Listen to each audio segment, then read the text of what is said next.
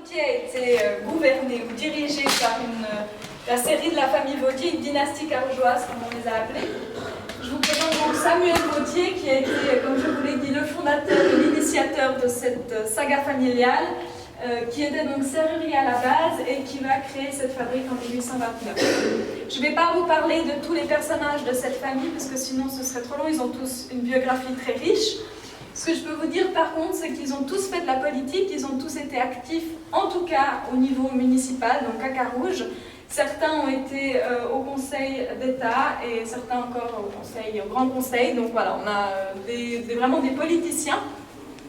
Et ils ont tous eu une activité aussi dans les sociétés carougeoises. Donc on a une famille qui à la base est française, mais qui s'intègre vraiment pleinement à cette vie de Carouge.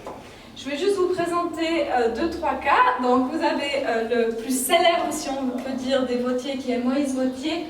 Pourquoi c'est le plus célèbre? C'est parce que c'est celui qui va avoir vraiment la carrière politique la plus impressionnante, puisque donc il commence par entrer au conseil municipal, mais qu'il va être élu député au Grand Conseil et ensuite au Conseil d'État. Ce qui est aussi très intéressant, c'est qu'il entre au Conseil d'État à 29 ans, donc il est très jeune quand il commence cette carrière, et il va y rester pendant 31 ans. Donc on a une très longue carrière politique. Ce qui est aussi intéressant, c'est qu'il a une très riche vie au niveau des sociétés carougeoises. Il va fonder les Fruitiers d'Appenzell et les Calottons de Carouge, qui sont des groupes soutenant le Parti radical à Carouge. Et il est aussi l'un des fondateurs du Cercle du Léopard, qui est une société très célèbre à Carouge de notables. Et voilà, donc c'est l'un des instigateurs. Certains de ses fils reprendront aussi la direction de ce cercle. Un autre exemple intéressant de cette famille, ce sont ses fils. Donc vous avez Adolphe et James Vautier, qui sont donc deux frères, fils de Moïse. Ce qui est intéressant, c'est qu'on a Adolphe Vautier, qui est l'aîné, qui a une carrière toute tracée dans l'industrie, puisqu'il fait des études pour reprendre la fabrique familiale. On sait qu'il va continuer et reprendre la direction de cette fabrique. Et puis on a son frère James, qui lui a une carrière complètement différente, puisqu'il s'oriente plutôt dans le chant. Il est baryton à l'opéra, il va faire des tournées en France, etc. Donc on a deux profils complètement différents. Néanmoins, Adolphe seconde son père à la direction de la fabrique, et à son décès, James rejoint Adolphe pour diriger la fabrique. Donc il reprend aussi le flambeau. Mais tout laisse à penser que c'est Adolphe qui va retransmettre ensuite la fabrique à ses enfants. Malheureusement, Adolphe décède à 56 ans, donc très précocement, et donc James est propulsé à la tête tout seul de la fabrique. Le pauvre, malheureusement, il est projeté à la tête de la fabrique au moment de la Première Guerre mondiale, au moment de l'entre-deux-guerres, donc c'est sous lui que la fabrique va connaître les grandes difficultés. En plus, c'est quelqu'un qui n'est pas franchement du métier à la base, alors est-ce que ça a joué un rôle dans ces problèmes que connaît la fabrique? C'est difficile à dire, mais quand ses fils le seconderont, notamment Fernand, on va avoir une remontée au niveau économique. Donc, alors que Fernand, justement, est plus spécialisé dans tout ce qui est budget, etc. Donc voilà, on voit des personnalités qui parfois ne sont pas forcément faites pour le monde industriel, mais qui, comme c'est une entreprise familiale, soutiennent en fait ce patrimoine-là. Voilà pour ce qui est de la famille Vautier. Le fonds Vautier est un des fonds les plus importants du musée de Carouge, puisqu'il couvre environ 2000 objets, ce qui est un fonds très riche, et des milliers d'archives qui, elles, sont conservées aux archives de la ville de Carouge. Donc voilà, c'est un fonds très riche et qui est vraiment exceptionnel pour un fonds industriel, puisque d'habitude, quand une fabrique est démantelée, on détruit tout, notamment les documents, parce que parfois il y a des secrets de fabrication, il y a tout ce qui est budget qu'on n'a pas forcément envie de laisser sortir et que les gens connaissent. Donc voilà, ici on a tout conservé. C'est vraiment une grande chance pour nous aujourd'hui, pour écrire l'histoire de la fabrique et pour pouvoir concevoir une exposition. Donc la partie administrative, vous avez derrière monsieur différentes photos qui illustrent cette partie cachée de la fabrique en fait, et qui fait référence à tout ce qui est vente. Ce qui est intéressant, c'est qu'on est en 1920 et on a un service de propagande. On n'appelle pas ça encore le marketing et la communication, on est dans un service de propagande. Ce qui est intéressant, c'est qu'aujourd'hui, on pourrait plus du tout appeler ça comme ça, il y a la Seconde Guerre mondiale qui est passée par là. Mais voilà, c'est intéressant de voir comment on montre, vu que ces photos étaient faites pour aussi des expositions et montrer comment la fabrique fonctionnait. Et voilà, on montre le service de propagande, vu que la fabrique Vauthier, et on le verra par la suite, était très impliquée dans tout ce qui était publicité. Et c'est une des choses qui a fait sa célébrité notamment, puisque voilà, il s'est fait connaître grâce à des éléments publicitaires. Donc la fabrique Vauthier, comme je vous l'ai dit, à sa création, elle a une petite structure, même si elle a quelques employés, elle ne peut pas fournir largement des clients dans toute la Suisse. Donc au début, sa production va être diffusée uniquement dans le canton de Genève. Et puis, petit à petit, fin du 19e siècle, elle se développe, elle a beaucoup plus d'employés sous ses ordres. Donc elle va d'abord commencer à fournir tout ce qui est région horlogère, puisqu'aussi l'horlogerie, c'est une période où elle se développe, donc on a la demande aussi qui augmente. Et donc elle va commencer à fournir les montagnes châtelloises, la région du Doubs, etc., puis la Suisse plus largement. Et puis, elle va commencer, fin du 19e siècle, à exporter sa production. Elle va exporter tout d'abord dans les pays limitrophes, principalement la France et le nord de l'Italie. Et puis, l'Europe globalement, elle va même exporter aux États-Unis et sur le continent africain, puisqu'on est dans une période où les colonies sont encore d'actualité. Donc quand elle livre ses livres en Italie, ensuite elles sont également diffusées dans les colonies italiennes, Somalie et Éthiopie. Vous avez sur la carte justement les points où la fabrique a exporté avant qu'elle soit vendue aux usines métallurgiques de Valor, puisque après 1951, elle va pouvoir exporter dans d'autres régions en profitant en fait des clients des usines métallurgiques de Valor. Donc là, on est vraiment que sur des clients Vauthier quand la production est encore à Carouge. Ce qui est intéressant, c'est que au moment où Vauthier commence à exporter, on a un basculement au niveau du chiffre d'affaires, puisque à la base, le chiffre d'affaires se faisait uniquement sur la Suisse, et qu'après le début de l'exportation, le chiffre d'affaires se fait uniquement et très très majoritairement sur l'exportation. C'est un avantage puisque ça rapporte plus d'argent, c'est un inconvénient quand il y a des guerres, puisque forcément c'est plus difficile d'exporter, etc. Pour pouvoir exporter sa production, l'entreprise Vauthier s'affilie à des représentants, ce qui lui permet de ne pas devoir lui-même démarcher dans tous les pays, vu qu'en plus aux États-Unis ça aurait été un peu compliqué. Donc il s'affilie à des maisons de vente avec lesquelles il passe un contrat et auxquelles ils assurent en fait une exclusivité du marché pour certaines régions. Donc, parfois pour l'Italie, on peut avoir deux représentants et par exemple un représentant à uniquement l'Italie du Nord, un autre représentant à le Sud, etc. Donc on a parfois ces arrangements-là. Ce qu'il faut savoir, c'est qu'on est dans une période, en tout cas 19e siècle, où il y a des accords tacites entre les différentes industries. Et pendant très longtemps, Vauthier va jouir en fait d'une quasi-exclusivité pour toute la région Genève, Lyon, nord de l'Italie.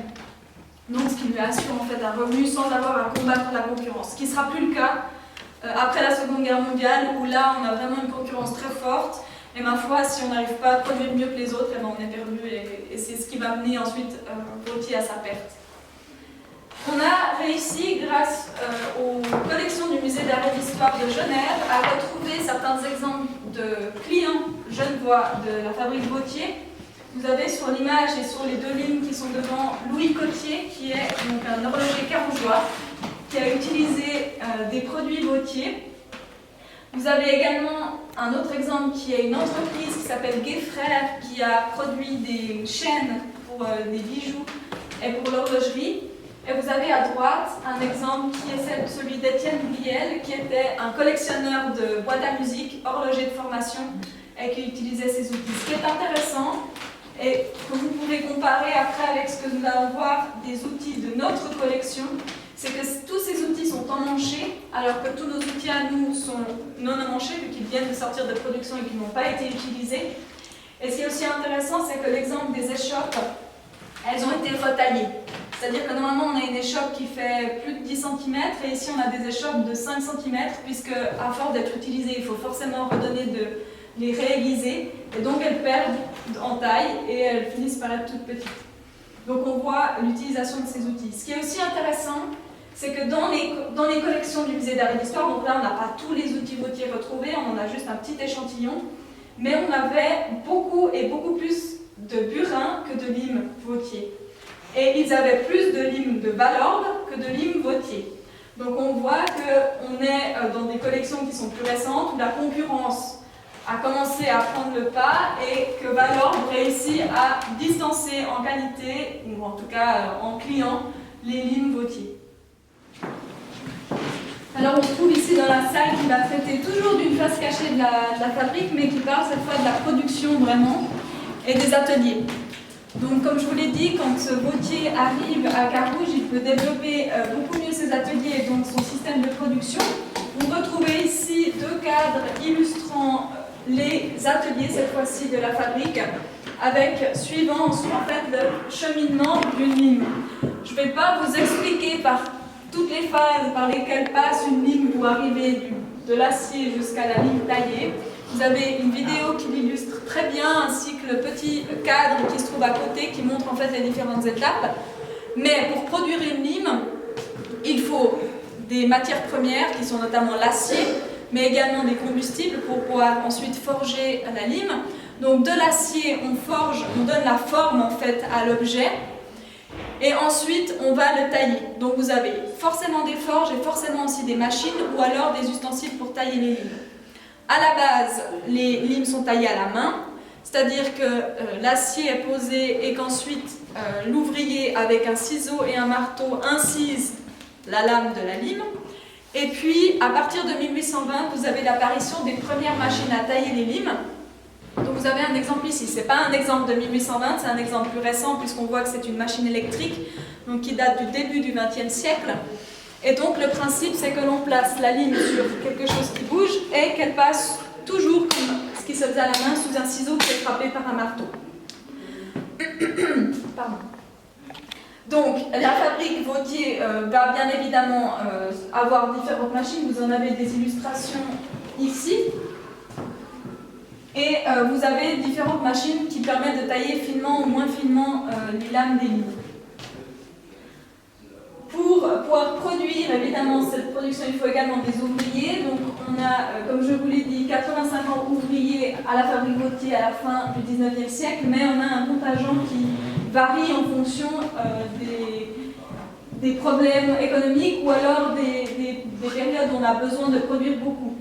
Donc, vous avez ici différents noms qui ont été retrouvés d'ouvriers de la fabrique et surtout une photographie qui fait penser un peu aux photographies d'école, mais une photographie du personnel de la fabrique.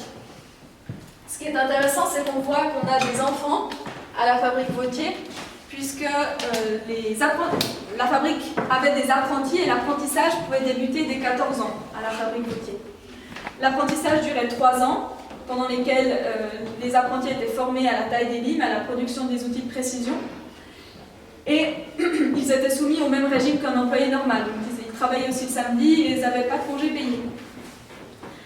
Ce qui est intéressant, c'est qu'on a principalement des hommes, d'ailleurs cette photo leur montre bien, évidemment on a principalement des ouvriers hommes, mais on a également un personnel féminin qui est d'habitude plutôt assigné au travail de bureau, mais qui, en fonction des problèmes, donc notamment des guerres, peut être amené à travailler dans les ateliers. Vous avez sur les photos d'ailleurs des femmes qui travaillent dans les ateliers. Au niveau du contingent masculin, on a principalement des ouvriers qui proviennent de Suisse, mais on a également quelques Français et quelques Italiens. C'est pas franchement un personnel que la fabrique utilise, puisque, de nouveau, avec les guerres et les mobilisations, les personnels étrangers doivent souvent repartir dans leur pays, ce qui fait que Vautier n'aime pas trop les utiliser, puisqu'on n'est jamais sûr de tout d'un coup les perdre, puisqu'ils doivent être rappelés. On a ici un tableau de Pierre-Eugène Vibert, qui se trouvait avant dans la municipalité de Carouge. Et en fait, Vibert va illustrer différents métiers carougeois. Et ce qui est intéressant, c'est que le fabricant de limes fait partie des métiers carougeois. Donc on voit que la fabrique de limes Vautier est très importante pour la ville de Carouge.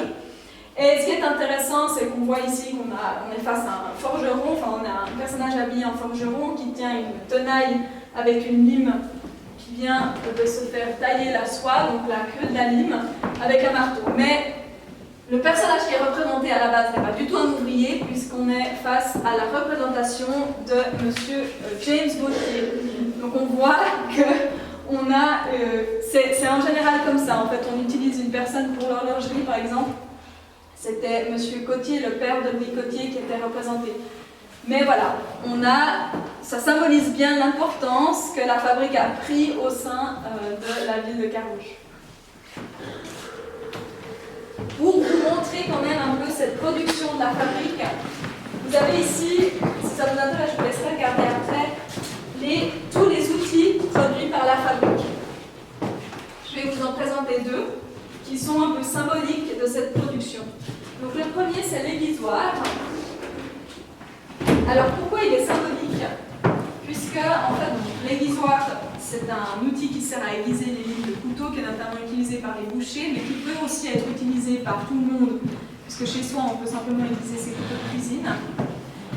Et puis en fait, la fabrique Gauthier va poser un brevet pour un aiguisoir de poche. Vous avez un exemple ici. Donc en fait, cet aiguisoir de poche est une invention de la fabrique Gauthier, qui va être, le brevet va être posé au moment de l'exposition industrielle de Genève en 1895 ou 1896, non 1895. Et ceci va avoir un grand retentissement dans les journaux. Vous avez l'exemple de 3 coupures presse qui relatent en fait cette invention de la fabrique qui est ce petit aiguisoir de poche. Qu'est-ce qu'il a de particulier cet aiguisoir? C'est que déjà il est dans une taille qui permet de le porter dans sa poche, mais qu'en plus il a un petit manche et un petit étui. Donc vous ne direz pas une grande innovation, mais ça suffit pour que l'entreprise puisse poser un brevet là-dessus. Autre exemple d'outil célèbre, évidemment, ce sont les limes, mais les limes de précision, puisque ces limes-là se différencient des limes normales de mécanique par leur forme, non pas par leur forme, par leur taille, en matière de longueur, mais également en matière de taille dans le métal. Une lime normale, une lime de mécanique, vous avez très peu de choix et de variations possibles au niveau de la taille dans le métal. Alors que dans une lime de précision, on a, je crois, dans les limes normales, 5 ou 6 variations de taille, alors que dans les limes de précision, on compte ça en coups en centimètres. Donc on a une variation très large possible pour cette production-là. Pour vous dire, on peut avoir du 100 coups par centimètre, ce qui fait qu'on a une taille extrêmement fine. Ce qu'on peut aussi changer, c'est la profondeur de l'incision dans le métal, ce qui va permettre de la rendre abrasive ou moins abrasive. Vous avez une gamme de limes possibles dans différentes formes vraiment très variées. Vous avez des limes triangulaires, des limes plates, des limes en feuilles de sauge, des limes rondes, etc. Vous avez des limes qui ont un manche directement intégré ou des limes avec la queue qui est taillée qui ensuite doit être emmanchée. Pardon. Et donc, on a aussi des limes de très petite taille qui sont à vocation de la bijouterie, de l'horlogerie. On n'a pas, si vous avez une comparaison ici, dans les limes de mécanique, on est dans des outils beaucoup plus grands. Vous trouvez, si cela vous intéresse, ici on a des exemples des tailles de limes. Simplement passez votre doigt pour vous rendre compte à quel point cette entaille dans le métal et ce coup en centimètres est fin. C'est pas du tout abrasif, vous n'avez aucun risque de vous blesser en passant votre doigt tellement c'est fin en fait.